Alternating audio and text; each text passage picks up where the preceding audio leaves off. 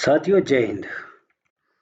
आज एक नया और नोटिफिकेशन लेके आपके सामने direct JCO and havildar vacancy 2025 की डायरेक्ट जेसीओ और हवलदार की जो वैकेंसी है वो निकाली गई है। और इसमें डायरेक्ट आपको या जेसीओ बनना है या हवलदार बनना है। क्या क्या शर्तें हैं, क्या क्या नियम है, वीडियो में आपको सब मिलेंगे। कब तक का नोटिफिकेशन है, आपको ये गूगल पे मिलेगा कि नहीं मिलेगा, ऑफलाइन होगा कि ऑनलाइन होगा, समस्त आपके डाउट हैं इस वीडियो में कवर किए जाएंगे। अगर आप चैनल पर पहली बार हैं तो इसको शेयर, लाइक और सब्सक्राइब जरूर कीजिएगा ताकि समय समय पर आपको अपडेट मिलती रहे, खासकर गवर्नमेंट जॉब या वैसे प्राइवेट डायरेक्ट जॉब के। तो मैं शुरू करता हूँ बिना किसी देरी के। मैं लंबा नहीं खींचना चाह रहा हूँ क्योंकि लोग गाली और देते हैं लंबा खींचने पर। यहाँ पर लिखा है सेना में खिलाड़ियों की भर्ती। हवलदार और नायब सूबेदार की भर्ती के लिए ऑफिशियल नोटिफिकेशन 15 नवंबर को जारी कर दिया। मैं तो बहुत लेट हूँ। और आवेदन की जो प्रक्रिया है वो अधिसूचना जारी करने के साथ शुरू कर दी गई है। ठीक है भाई, तो आप इसके लिए अप्लाई खुद भी कर सकते हैं और अपने बच्चों को करवा सकते हैं। खुद तो क्या करोगे, आप बच्चों को करवा सकते हैं। आवेदन पत्र की अंतिम तिथि है 15 दिसंबर, यानी अभी 13 दिन और बचे हैं जब से मैं वीडियो बना रहा हूँ। उम्मीदवार को यह सुनिश्चित करना होगा कि उनका भरा हुआ आवेदन पत्र 15 दिसंबर को 5 बजे यानी 1700 आवर्स तक पहुंच जाना चाहिए। यह भर्ती डायरेक्ट एंट्री हवलदार और नायब सूबेदार स्पोर्ट्स के रिक्त पदों के भरने के लिए निकाली गई, जिसमें सेना द्वारा अलग अलग खेल हैं। 23 प्रकार के खेल हैं। अगर आप इनमें से किसी खेल को खेलते हैं और आपके पास सर्टिफिकेट है तो आपका हार्दिक स्वागत है, आपका हार्दिक अभिनंदन है। सबसे पहले एथलेटिक्स, फिर basketball, boxing, football, hockey, handball, kabaddi, कुश्ती।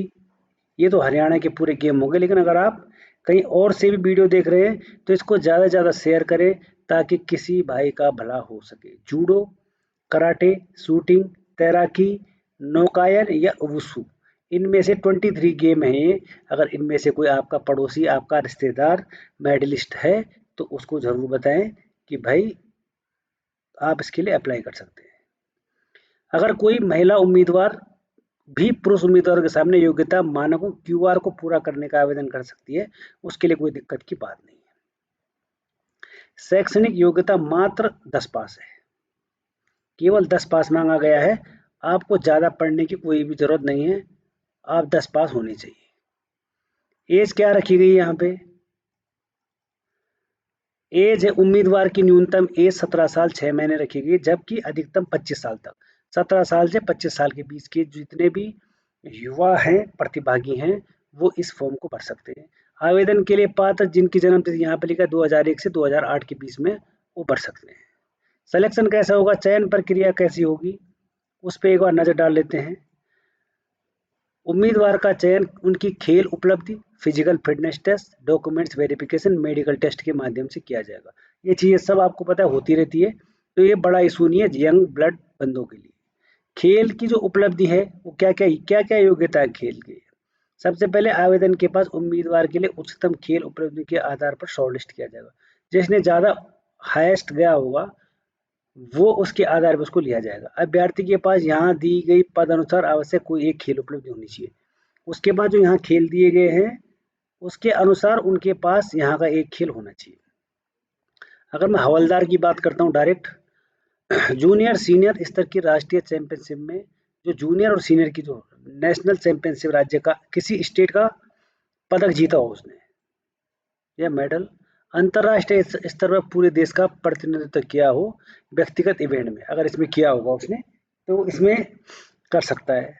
अगला राष्ट्रीय या अंतर्राष्ट्रीय में राज्य या देश का प्रतिनिधित्व किया हो, टीम इवेंट में भी चल जाएगा।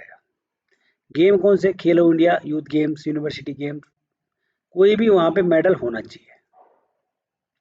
ये है हवलदार के लिए। अब आते हैं अधिकारी के लिए, नायब सूबेदार के लिए। इसमें विश्व चैंपियनशिप, एशियाई चैंपियनशिप में कोई पदक हो, एशियन खेल, राष्ट्रमंडल खेल, एशियाई खेल, राष्ट्रमंडल, विश्व कप में 2 बार भारत का प्रतिनिधित्व किया हो। अगर कोई इतना खेलेगा तो यहाँ क्यों जाएगा, वो तो गेम ही खेलता रहेगा ना। लेकिन खैर ओलंपिक में भारत का प्रतिनिधित्व किया हो। लेकिन आपको ये बता देता हूँ, ये जो ड्रेस है वो आन बान शान होती है, और आप यहाँ से भी गेम खेलोगे, आप यहाँ से भी देश का प्रतिनिधित्व करोगे, इसमें कोई डाउट वाली बात नहीं है। आप यहाँ से भी खेल सकते हो और बहुत अच्छा, आपको सिविल से अच्छा माहौल मिलेगा इस सेना के अंदर, मैं गारंटी देता हूँ इस चीज़ की। गारंटी तो क्या दूंगा, लेकिन फिजिकल फिटनेस देना होगा, मेडिकल देना होगा। शॉर्ट लिस्ट किए गए उम्मीदवारों को केंद्र पर ट्रायल के लिए बुलाया जाएगा। जो पास हो जाएंगे उसको, उनको ट्रायल भी होगा उनका, ऐसे नहीं कि फर्जी सर्टिफिकेट लेके घूम रहे हैं, तो वो नहीं चलेगा। फिजिकल फिटनेस क्या होगा इसमें, 1.6 किलोमीटर की दौड़ होगी 5 मिनट 45 सेकंड में। उसके बाद अगर महिला है तो इनकी होगी 8 मिनट में 1.6 किलोमीटर। शारीरिक मानक टेस्ट यानी पीएसटी, हाइट 5 सेंटीमीटर विस्तार आवश्यक लिया गया है छाती में। विभिन्न क्षेत्र जैसे पश्चिमी हिमालय, पूरी मैदान के लिए हाइट के लिए मानकों में छूट दी गई। कोई पश्चिमी क्षेत्र का बंदा है, गढ़वाली, कुमाऊनी, इनको छूट दी जाती है, वो तो आपको पता है। मेडिकल टेस्ट, पीएफटी, पीएसटी और स्किल टेस्ट पास कराने वाले उम्मीदवार का मेडिकल टेस्ट ट्रायल स्थित पर ही एक आर्मी का जो मेडिकल द्वारा किया जाएगा, और उसके डॉक्यूमेंट का सत्यापन भी किया जाएगा। ये ऑफलाइन भर्ती है, केवल डाक द्वारा आपको फॉर्म भरने होंगे, और नहीं तो आपको खारिज कर दिए जाएंगे, बिना डाक के यहाँ पे भरा नहीं जाता। अगर कोई अभ्यर्थी है उसको फॉर्म जमा कराने के लिए इन चरणों का पालन करना होगा। सबसे पहले इस वेबसाइट पे जाना है, www.joinindianarmy.nic.in पे, इस पे जरूर जाइएगा। उसके बाद यहाँ से एक फॉर्म निकलेगा, आप आपने उसको डाउनलोड करना है। डाउनलोड करने के बाद A4 जो पेपर साइज है उसका प्रिंट आउट निकलवा दें, और फिर आपने उसको भरना है। भरने के लिए आपको आएगा नाम आएगा, डेट ऑफ बर्थ आएगी, जो भी आधार कार्ड आएगा, और आपने अपना जो स्पोर्ट्स का कागज लगाने हैं, तब आपके लिए वहां से एक एडमिट कार्ड आ जाएगा। आवेदन पत्र में मांगी गई व्यक्तिगत और शैक्षणिक योग्यता संबंधी जानकारी को ध्यानपूर्वक स्पष्ट शब्दों में भरें, सब कैपिटल लेटर में भरने हैं, और एक पासपोर्ट साइज की फोटो चिपकाकर आवेदनकर्ता स्थान पर अपने हस्ताक्षर कर लें। साइन भी करने हैं ताकि पता लग सके कि आप ही हो।